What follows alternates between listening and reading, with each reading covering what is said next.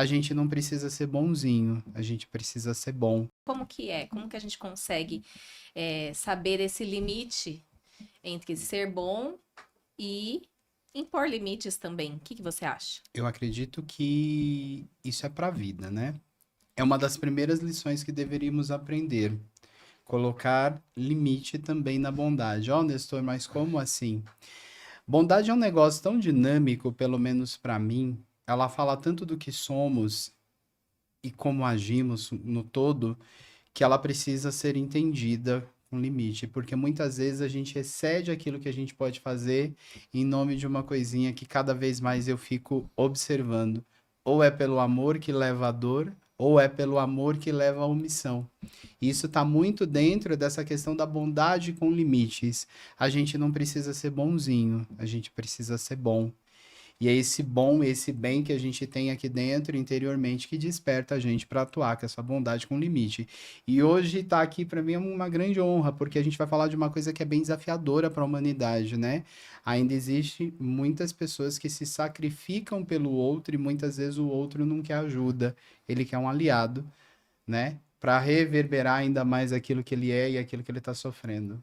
É isso um pouquinho que eu penso, deu para perceber, né? Verdade, com certeza. Às vezes a pessoa é, só quer alguém para reclamar junto, né? E aí a pessoa pensa que ela está fazendo bem, ouvindo aquela pessoa, né? Se colocando lá à disposição, e na verdade ela só está alimentando uma coisa ruim, que é ficar reclamando e falando mal e, né?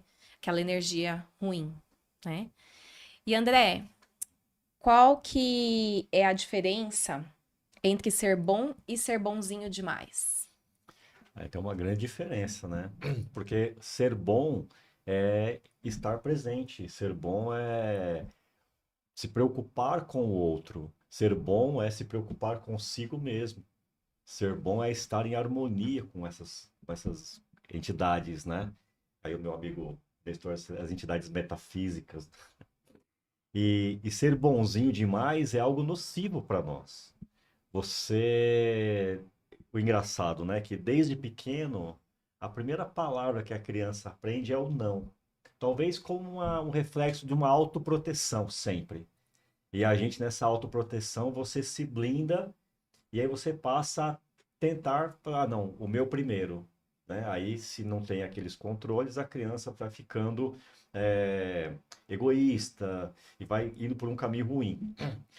Só que ser bonzinho demais afeta em muito o seu desempenho pessoal, seu desempenho profissional, porque você se anulando, você acaba caindo num problemão, né? Um problema seríssimo. Eu acho que quando você fala sim, muito sims para as pessoas, você tá falando não para alguém. E geralmente esse alguém é você mesmo, né? Então tem que saber dosar. Eu vou sempre me anular sempre pelo outro porque isso é uma coisa boa. Não, isso não é uma coisa boa, né? A gente já falou aqui várias vezes aquela história de igual do avião, as máscaras vão cair, primeiro você coloca no outro. Porque tem um fundamento nisso. Primeiro você coloca em você, aliás, né? Se você não colocar a máscara em você, se você não se cuidar primeiro, como é que você vai cuidar da outra pessoa? Usando a analogia do avião. Se o avião cair e você colocou primeiro, por exemplo, no seu filho a máscara, o avião caiu, você morreu, quem é que vai cuidar da criança? Ele vai morrer depois por falta de alguém que cuide dele, né? Uhum. Então, sempre Deus em primeiro lugar, porque a gente tira o amor, a gente tira as forças, a gente tira tudo de Deus, não tem da onde vir.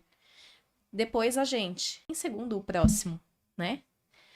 Letícia, por que que você acha que é tão difícil as pessoas falarem ou não para outras pessoas?